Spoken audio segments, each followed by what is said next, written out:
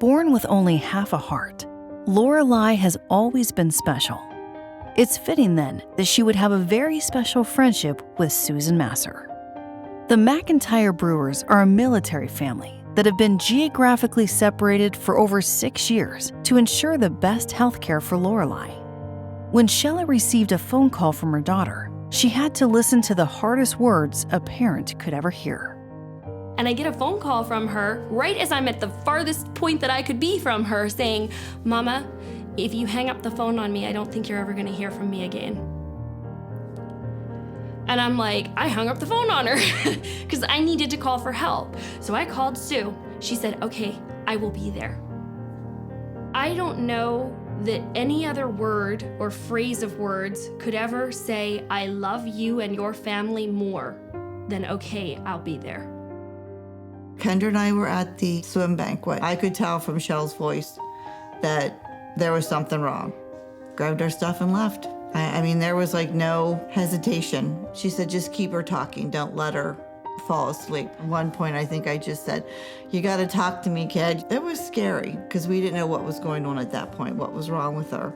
And then she said that Lorelei was sepsis and that it was pretty bad. I mean, I think, what would I do if it was my daughter?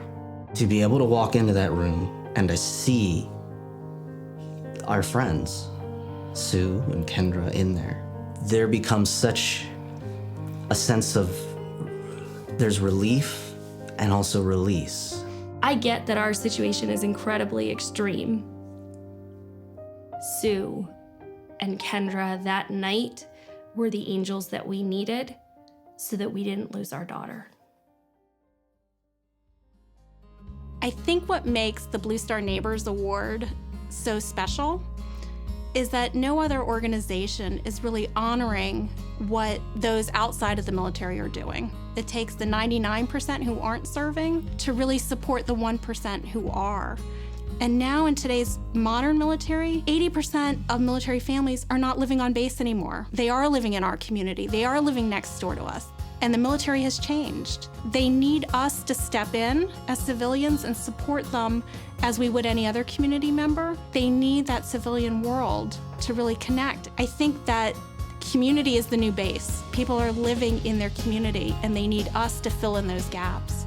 I've always wanted a family that loved me unconditionally, cared about my children in a way that nobody else could possibly understand. And I think both of us would be on board saying that we would give anything for them because they mean so much to us. I just feel honored to be part of her life. She's amazing. She's an exceptional child, very much. This would be a forever friendship. I'm just so glad she came into my life. I'm honored that her family is part of our family's life. I would have done it for anybody, to be honored for something that I would just normally do.